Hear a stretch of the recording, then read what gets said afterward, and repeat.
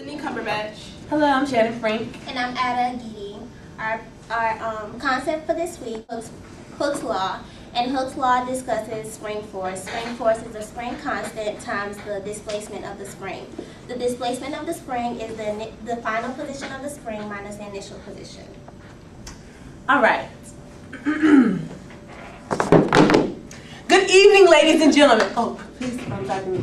Good evening, ladies and gentlemen, and welcome to Spring It On. I am your sensational Shannon, and we have traveled the world to find the two stiffest springs. Today we have before you spring number 1. Spring all the way from the motherland.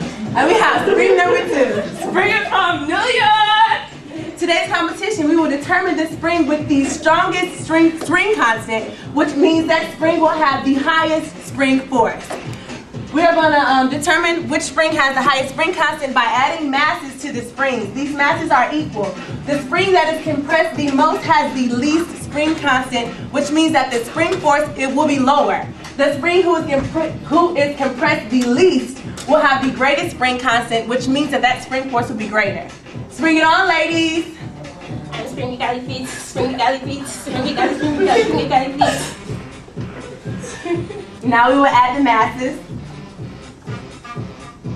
You're going down. You going down, my sister. I will not lose this competition. Oh man, I'm going down. Spring number 1, you are the winner. Spring number 1 was the spring that was compressed the least, which means that its spring constant is the highest and its spring force is greater than spring number 2. Congratulations, spring number 1. That's all.